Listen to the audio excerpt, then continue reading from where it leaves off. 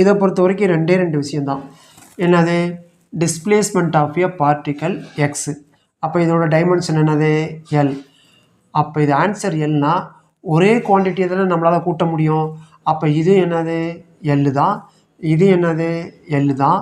இதுவும் எல்லு தான். இதுவும் எல்லு தான். ஏன்னா ஒரே குவான்டிட்டி தான் ஆட் பண்ண முடியும். ரெண்டாவது விஷயம் என்னது? ட்ரிக்னாமெட்ரி ஃபங்க்ஷனுக்கு யூனிட் டைமென்ஷன் கிடையாது. அப்போ இதை நீங்கள் கண்டுக்க வேணாம். ஓகேங்களா? ஆனால் இங்கே ட்ரிக்னாமெட்ரி ஃபங்க்ஷன் கிடையாது. அப்போ என்ன பண்ணலாம்? ஏபிசி பை டியா? ஏவுக்கு என்னது? எல்லு. ஏன்னா இது எல்லுனா இது எல்லு தான். அடுத்தது பிக்கு என்னது? அதே எல்லு தான். ஓகேங்களா? ஆனால் சிடி ஸ்கொயர் என்னது? சிடி ஸ்கொயர் சைடில் எழுதிக்கலாமா? சி இது டைமென்ஷன் என்ன? CD square. அது என்னது? எல்லு தான். ஆனால் நமக்கு தேவை சி. அப்போ சி சீக்வல் என்னது? L by D square. D என்னது? அது எல்லு தான். ஓகேங்களா? இப்போ எல்லாம் சப்ஸ்டிட் பண்ணுங்கள். ஏபிசி ஏஎல்லு பிஎல்லு சி என்னது? எல் டி பவர் -2 மேலே வந்தா பை டி என்னது? எல். அப்போ எல் எல் மறுகையா.